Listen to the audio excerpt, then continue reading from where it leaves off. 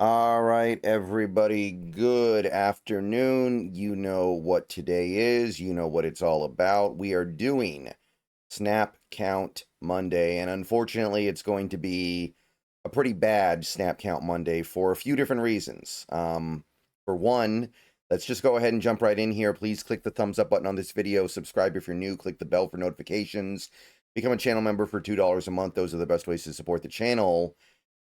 52 offensive snaps. This is exactly what we're trying to get away from as a team. This is exactly what we're trying to prevent. And week one, it could not have been stronger. We cannot stay on the field offensively. And in some regards, although I do think this was a little bit more mixed, at least, we can't get off the field on defense. So 52 offensive snaps is not a winning formula unless you're getting a bunch of pick sixes and special team scores. 52 is going to get you blown out a lot. So in that regard, I guess we're lucky we didn't get blown out. But this is not sustainable. This cannot happen. And we're not going to win really any games if we can't get the offense on the field a little bit more. Now, of the snaps that we had, Charbonnet did lead the way over Ken Walker in snaps, which, I mean, it made sense that Charbonnet was being more productive than Walker in that game for sure, but again, I'm just watching that game, scratching my head, trying to figure out why does this team forget how to run block every time Walker's in the game? I don't think he's doing anything critically wrong. I just I can't find any other way to explain it. It was like a light switch, and it's really frustrating because I know that if you block properly for Ken Walker, he can do stuff that Charbonnet simply can't. But we never got to that part of the game because we never blocked well for Walker. He had one half-decent run, and everything else was just a cloud of dust. But anyway, Charbonnet did lead the way, which makes sense because we did need to throw the ball a decent amount in that game, and Charbonnet is your better pass, passing down running back.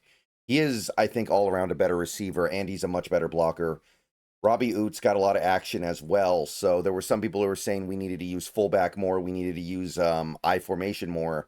Robbie Oots was out there about as much as you could hope. 19 snaps in his first ever NFL game. You're not going to get much more action from a fullback than that in the modern NFL, especially one that isn't like a Kyle Juszczyk type. So I can't really fault anything they did there. Wide receivers, pretty straightforward and simple. JSN and Cooper Kupp are your starters, so they played close to the whole game, although Kupp got noticeably more snaps than JSN, which is certainly interesting. Kupp is supposed to be the better blocker, although I don't think he was on Sunday. And Torrey Horton plays about half the game, which makes it really kind of difficult to watch him not get targeted once. And again, it seems like it was something that he was doing or wasn't doing in terms of not being able to get open, but I I don't know. I don't know. Just a tough first game. Hopefully he gets better, but the matchups are not going to get easier for him in all likelihood. And Cody White was the only other receiver to play. He had 5 snaps, just kind of picking up whatever's left over. Tight ends, AJ Barner plays almost the whole game, 44 snaps. Arroyo and Saubert are afterthoughts. I don't mind Saubert being an afterthought, that's fine, but Arroyo only getting 16 snaps out of 52. I know it's his first NFL game, but this again goes back to why are we spending a second round pick on this guy without a plan to use him significantly? Like, this does not strike me as an effective use of a second round pick right now. Before I go any further into this, I want to tell you a little bit about my friends over at Sleeper. Have you heard about the Sleeper app? It is the best way to experience and connect over sports together with other users. It's a one-stop shop for all your sports needs. Go download the app now. You can celebrate and chat on games in real time with others. You can get the fastest scores, news, and alerts, all that right at your fingertips.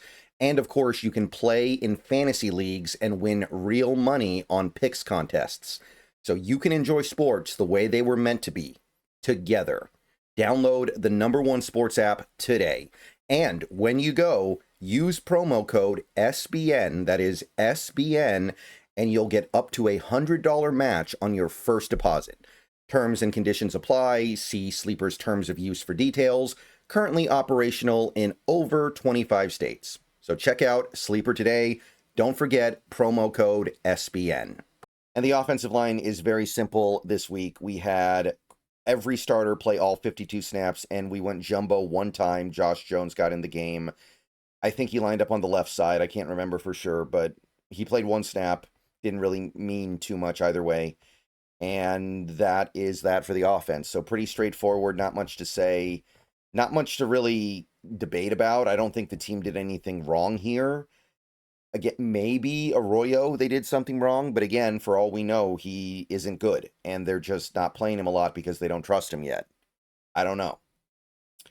Okay, that's the offense. Let's flick on over to the defensive side of the ball, where right away, big problem, 76 snaps. So we're playing 50% more snaps on defense than offense. That is a losing formula most of the time.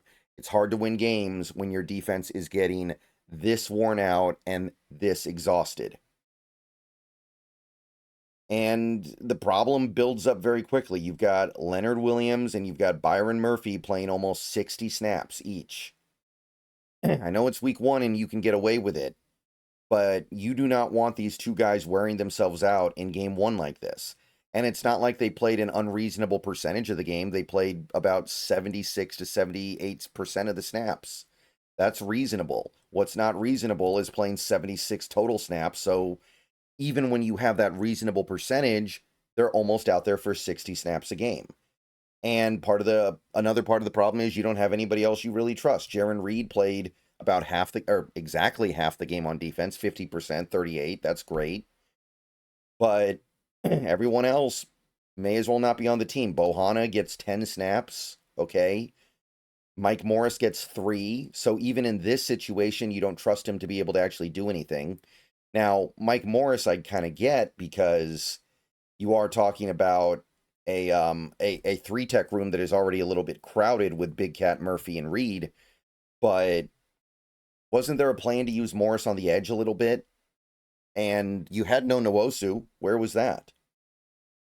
All right, so immediate problem here. Linebacker, Ernest Jones plays the whole game. Knight plays most of the game. And by the way, Mike McDonald made a comment on, I think it was 710 Seattle Sports Radio today, that indicated he's not so sure Knight is going to keep that starting job. So he wasn't happy with what he saw from him on Sunday either. And it's worth watching, right? He indicated that Drake Thomas might be coming for that job sooner rather than later, which would be deeply disappointing and probably not a very good indicator for where this defense is headed for 2025. That would be a gap in the defense that I didn't expect to have. So Knight was coming back from an injury, so I think we got to give him a little bit of grace, but we're going to run out of grace real quick, I think. But kind of what you would expect. Remember, it was said before the game that Knight would probably not play a full allotment of snaps because he was coming off the injury. Edge rusher. With no Nwosu, Boye Mafe has to play 56 snaps. And that's just not the formula, man. It's not the formula. We should not be having edge players play over 50 snaps in a game ever. We had 2 this week. DeMarcus Lawrence had 52 as well. Derek Hall had 38. That's a reasonable number. Half the game. Again, it's because Nwosu's out, but it's also because no Jared Ivey, no Connor O'Toole. You deactivated them, and Mike Morris plays 3 snaps, so there's nobody left. And this is just not a winning formula in my book. So I understand circumstances demand it. Nwosu will be back soon, but should have been a better plan. Cornerback. We've got Devin Witherspoon playing the whole game. We got Reek Woolen playing the whole game, which you would expect from 2 outside corners. And Josh Jobe ends up having to play about 4/5 of the game. So he was out there working really hard. He was out there doing his job, and he was probably, as sad as this is to say, maybe the best player on the whole team. He may have had the best game of any Seahawk on Sunday. What is up with that? And he played great, but Josh Jobe should never be your best player, ever. That's not something that needs to be happening on my Seattle Seahawks on game day. That just, it feels even weird coming out of my mouth. But I think it's probably true. And shout out to him, too. He probably didn't think he was going to have to play that much, but Emin Wari went down. Safety, both starting safeties played the whole game, all 76 snaps. Emin Wari played 4 snaps, got hurt. Okada only 6 snaps, and that speaks to how bad he was, that he was able to have that big a negative impact on the game when he's only playing 6 snaps. Now, again, I'm not completely drilling him. It's not really his fault. He shouldn't be out there anyway. He's not a good player. He's not an NFL caliber safety. He was forced out there by circumstance, but it was bad. It was bad.